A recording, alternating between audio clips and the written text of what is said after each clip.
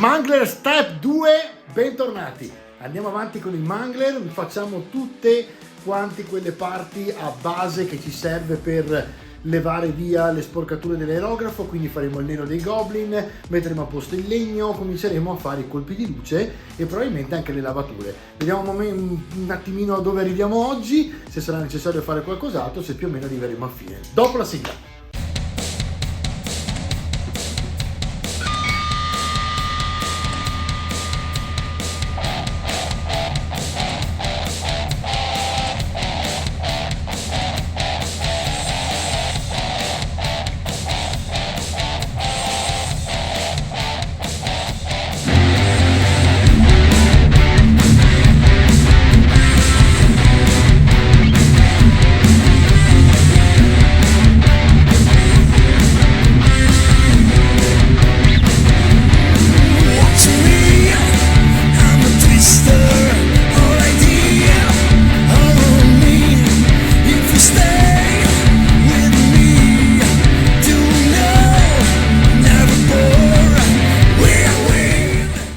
Guardate il nostro manglerone, che bello che sta venendo, e questa è solo praticamente la base. Tra le altre, secondo me, è più bello oggi di ieri. No, sto scherzando. No, però è veramente carino perché questi effetti che fa il verde, soprattutto sul rosso, mi piacciono tantissimo. C'è un bello stacco, la miniatura è super dinamica, mi piace moltissimo vedere tutti questi snotlin intorno che scappano, quindi è molto figa. Oggi andremo a fare sicuramente tutte quelle parti che vanno coperte. Vedete per esempio tutte le parti nere dei goblin che si sono sporcate di verde, le faremo nere di nuovo e poi andremo a lumeggiare con i grigi e cominceremo forse le zanne.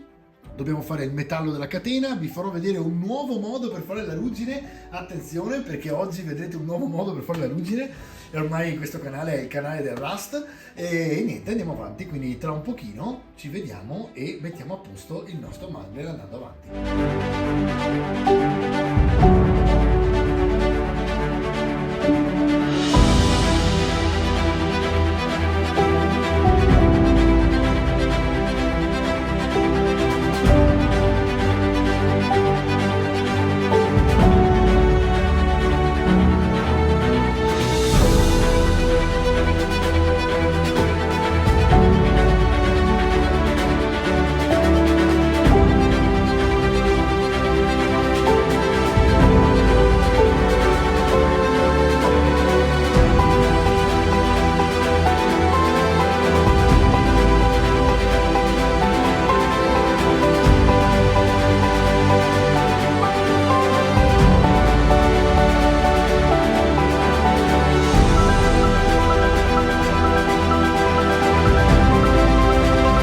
Allora ragazzi, intanto ho fatto i metalli, adesso vado avanti con il pennello A1 di grandezza per ritoccare praticamente tutte quelle parti che non sono riuscito a raggiungere col dry brush, in quanto giustamente erano parti troppo vicine al Mangler e avrei rischiato di sporcarlo tantissimo, cosa che tra l'altro è successa, quindi andrò a ritoccare un po' di pezzi di rosso, normale che accada, non vi preoccupate.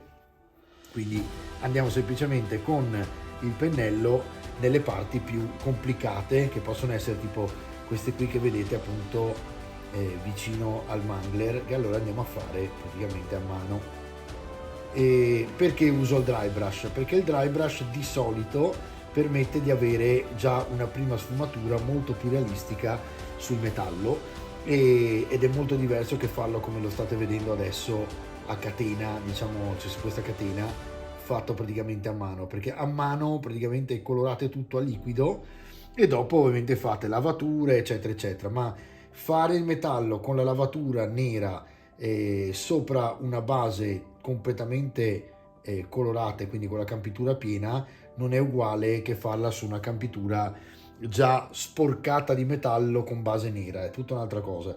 Il metallo sembra molto più realistico col dry brush, quindi poi per carità è sempre un'opinione mia, è sempre un mio modo di dipingere, chiaramente si può fare anche nell'altro modo, c'è gente che dipinge così come addirittura Duncan e la gente dirà beh, se lo dice Duncan allora vuol dire che va bene così. In realtà sono tecniche, una abituata in un modo, una in un altro, e va bene così. Vedete che però è molto diverso le parti di metallo che sto facendo in questo modo rispetto a quelle fatte a dry brush, sono diverse. Infatti, per carità, qui non avevo neanche tutto il nero, avevo anche delle campiture rosse, quindi ci sta andare a ricolorare sulle parti rosse per non lasciare appunto che ci sia troppo rosso sotto. Ma siccome il rosso aiuta le campiture della ruggine, io posso lasciarlo tranquillamente nel dry brush, perché so che dopo andrò a fare la ruggine sopra certi punti e andrò a nascondere tutte quelle parti che non voglio che si vedano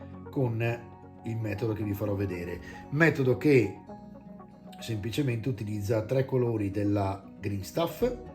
Questi colori della Green Stuff sono già texturizzati e quindi hanno praticamente della sabbia al loro interno, cosa a cui ci ha già abituato GW da un bel pezzo, e praticamente sono fatti di una colorazione molto rugginosa, e quindi quando li mettete insieme sopra il metallo dà questo effetto. Ora quello che faremo, ma ve lo faccio vedere dopo, sarà aggiungere il Typhus all'inizio, che è praticamente il corrosion della Games Workshop. Una volta messo il Typhus sulle catene andremo a mettere questi 3 colori della Green Stuff, che ci daranno praticamente la texturizzazione, cioè una ruvidità alla superficie che renderà irregolare gli anelli della catena. A quel punto sembreranno mangiati dalla ruggine e noi non andremo a fare altro che aggiungerci il famoso rust sopra sul lavoro finale asciutto. Quindi insomma ci saranno un po' di passaggi, perché sono alla fine 4 passaggi, 5 col Typhus, però viene fuori un capolavoro la ruggine e quindi ben venga. Allora, nel frattempo sto praticamente finendo le parti in metallo. Eccole qua. Sto andando piano perché non voglio appunto andare a rovinarmi tutto il lavoro fatto con l'aerografo sul rosso. Già qualcosa ho toccato, quindi dovrò andare comunque a ritoccare. Non è un problema, insomma, quel poco che è si ritocca e fa parte del gioco. Allora, qui abbiamo questi chiodi che lui ha praticamente piantati, o borchie piantate sugli anelli che tengono poi le catene. Andiamo a farli anche questi metallici e dopo anche questi saranno arrugginiti. Tra le altre sporge, praticamente sporgono catene dappertutto, guardate.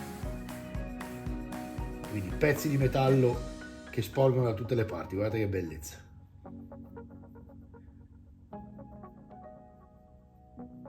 E via. C'è questo pezzo qui, beh, questo ci salviamo perché è di metallo e quindi in realtà lo andiamo a colorare e abbiamo salvato la sporcatura che c'era sul rosso, che in realtà non deve restare rosso, quindi siamo a posto così. Tra un pochino faccio partire un altro timelapse, è che sto guardando se c'è tanta roba e che allora merita un timelapse, oppure nel frattempo chiacchieriamo e dipingiamo insieme. Poi non so se voi tra le altre, di solito i tutorial li guardate tutti, li guardate prima di dipingere, li seguite e fate passo passo. Scrivetemi un po' nei commenti che cosa, come utilizzate i tutorial, così capisco anche io anche come funziona dal lato vostro, no? La community, e cosa fate di bello durante i tutorial. Cioè li guardate per capire come fare qualcosa e poi riproducete i movimenti e i passaggi, oppure li fate durante il tutorial stesso come se fosse una live fatta insieme, come se fossimo a dipingere praticamente insieme su un tavolo. E niente, fatemi un po' sapere nei commenti come vi comportate durante i tutorial. C'è chi mi scrive già in privato e mi racconta, mi chiede. Molte delle cose che vedete sono anche emerse da richieste della community, che mi scrive dicendomi sarebbe bello se tu facessi questa cosa, e ovviamente io puntualmente tento di farla, perché secondo me è molto più bello se il canale ha una sorta di interattività. Tra le altre mi sto organizzando per le live, perché secondo me le live fanno parte ormai della cultura comune proprio, ed è bello poter stare insieme, proprio conoscersi in live, almeno con una chat che ci permetta di comunicare, così mentre io parlo non parlo praticamente da solo e voi ascoltate in differita, ma possiamo veramente interagire. Quindi arriveranno anche le live.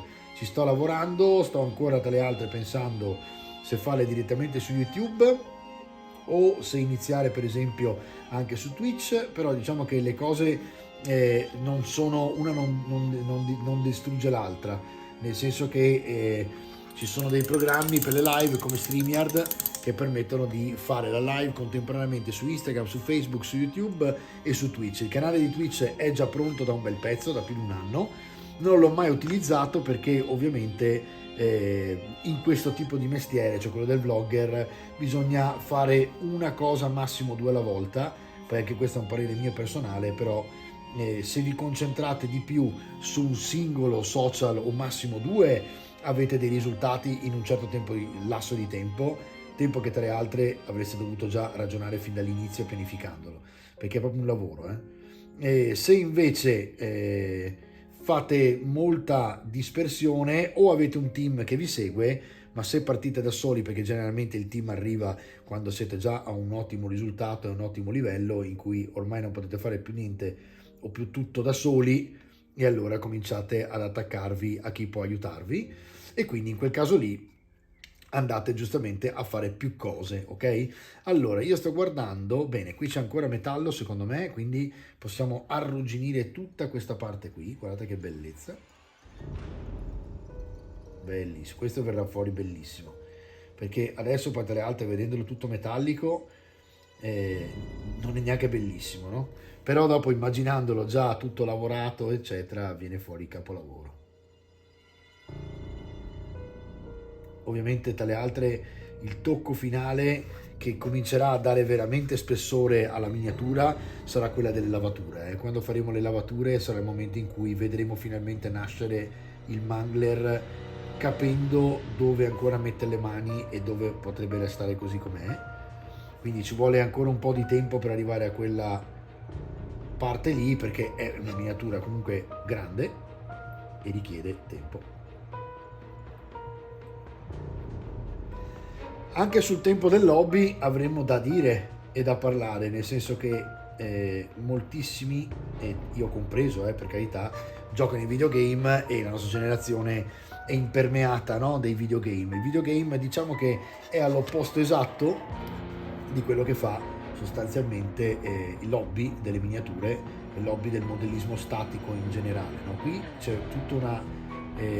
tutto un bisogno di diciamo completamente disciplina, e guardate, qui sto levando l'argento che è in più, vedete che butto acqua al volo in modo tale che possa levarlo e continuo a passare fino a quando vedo che se ne va via, dopo raccolgo col pennello il resto.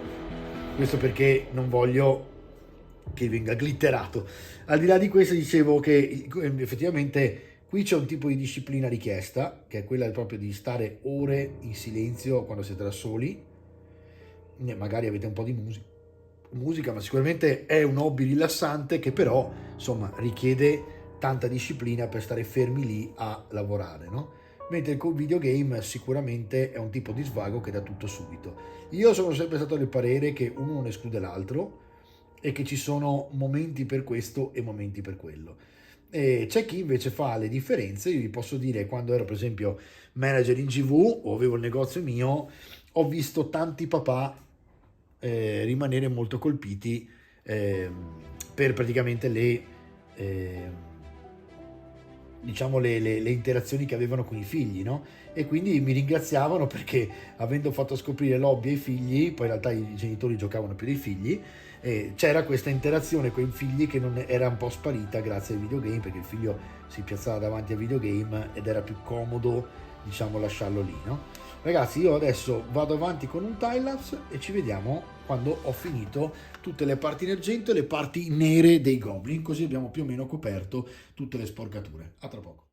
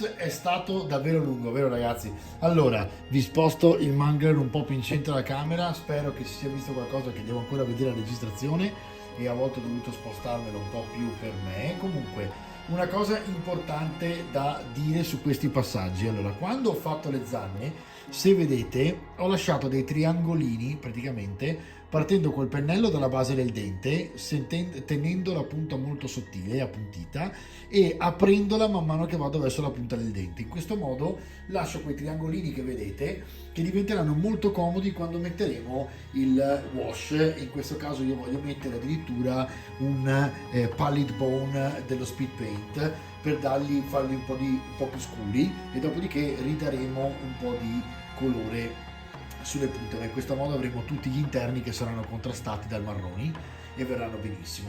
Quindi mi raccomando, lasciate un pochino di questi alla base, di questi triangolini marroni, che vi permettono proprio dopo di avere più sfumatura quando andate a mettere il resto. Per il resto, insomma, ho fatto il nero dei goblin, rendendoli molto più, diciamo, come vedete anche su questi qua, più, diciamo, neri per l'appunto. E sappiate che il primer nero non ha mai la stessa viscosità del colore nero, quindi diventa il colore più satinato. Il primer di solito è più opaco, solo nel caso di Army Painter ho trovato meno questa cosa, rimane satinato, e quindi adesso con la luce lo vedete anche appena lucido, ma in realtà è perché il LED spara fortissimo sopra. Poi ho messo il metallo dappertutto, ho ritoccato ovviamente come stavo facendo all'inizio, le parti andavano ritoccate, e quindi praticamente adesso abbiamo una base del mangler che è prontissimo per essere praticamente passato con le wash. Mi viene in mente una cosa che mi sarebbe piaciuto provare, che praticamente è passare un glaze giallo su tutta la bocca, perché la rende sostanzialmente arancione e dovrebbe creare proprio questa sfumatura. Però perderemmo il viola, quindi sotto questo aspetto penso che la cosa più importante ora sia intanto fare le lavature col Crimson e poi vedere un pochino cosa salta fuori. Quindi quello che ci interessa ora è avere un Palette Bone Speed Paint dove faremo tutte quante le ossa. Poi ci interessa una wash Crimson, e questa volta ce la prendiamo direttamente da Games Workshop, e quindi ve li faccio vedere qui, esatto. E poi ci prendiamo un Reikland Flash, che sarebbe sostanzialmente un flash wash o un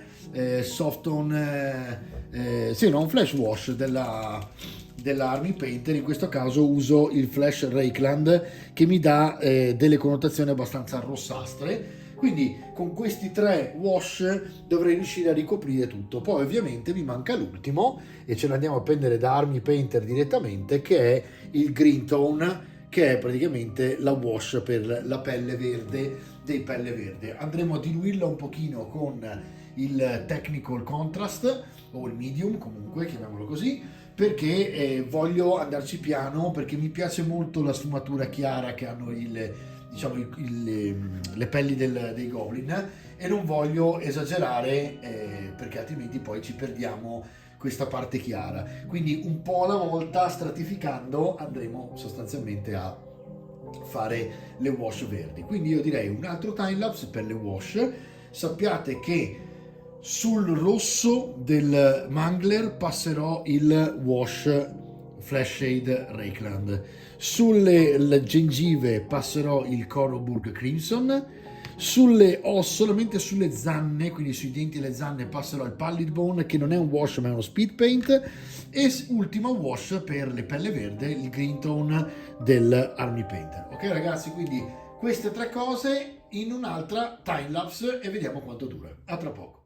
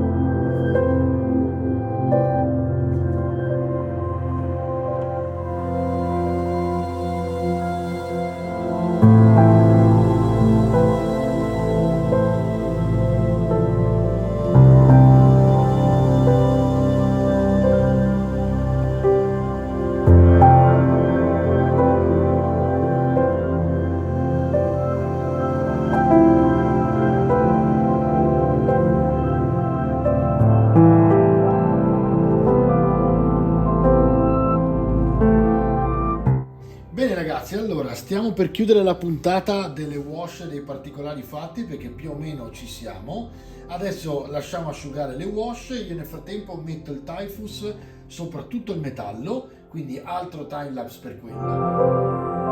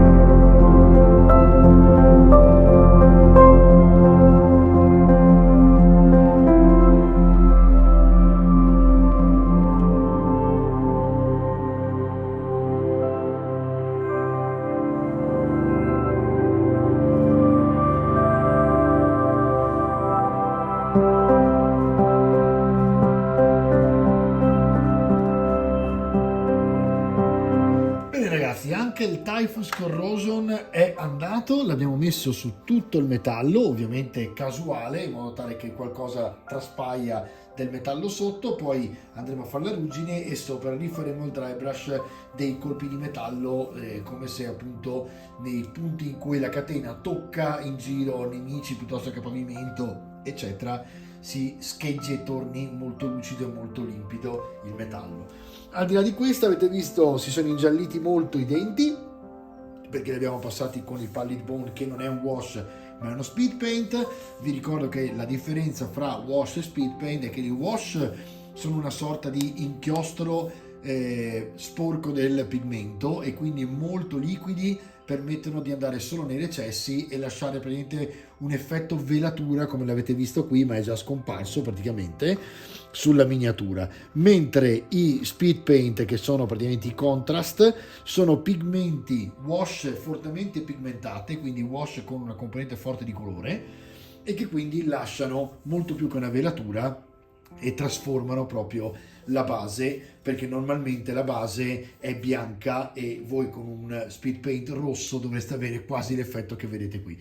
Quindi insomma sono semplicemente due colori diversi che si usano in modi simili ma in realtà appunto diversi, perché lo speed paint e i contrast possono essere utilizzati anche per dare la base alla miniatura, mentre le wash sono sempre solo sostanzialmente la finalizzazione di una miniatura, quindi per creare contrasti con le ombre. Questa premessa era importante perché molti a volte mi scrivono di voi chiedendomi appunto le differenze fra contrast e speed paint piuttosto che wash, e c'è un po' di confusione perché sembrano simili ma in realtà sono due cose abbastanza diverse, non completamente ma abbastanza.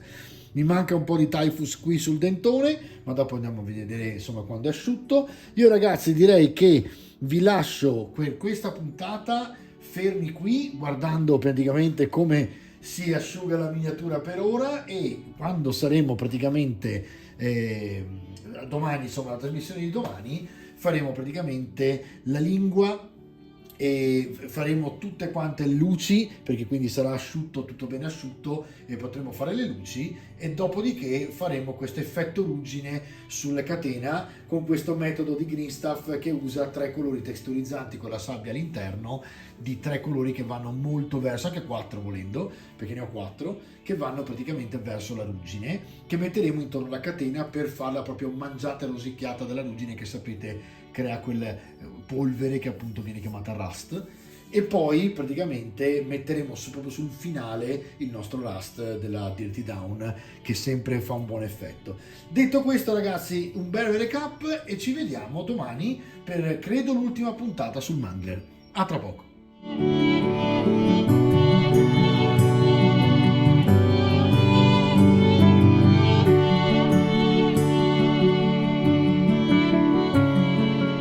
Ci sono certe miniature che sono veramente belle da fare. Il Mangler, secondo me, per me è una di queste, perché veramente ha una scultura veramente fatta bene, è simpaticissimo, gli orchi goblin sono simpatici, mi piace moltissimo il contrasto che si sta creando fra tutte le campiture a colori caldi, dall'osso al marrone al rust della ruggine al rosso del Mangler, piuttosto che il contrasto nero-verde dei goblin che sono sopra, che quindi spiccano tantissimo. Non vedo l'ora di vederlo finito, penso che domani più o meno ci saremo, non so se domani troverete già la lingua fatta, perché pensavo ora di dargli un colpetto, ma poi dovremo vedere forse una quarta puntata dove vi farò vedere la tecnica per le bave, che andremo a prolungare. Ovviamente andremo a fare i fili delle bave piuttosto che le bave che escono fuori con la resina UV. Ok? Ci vediamo domani, ciao!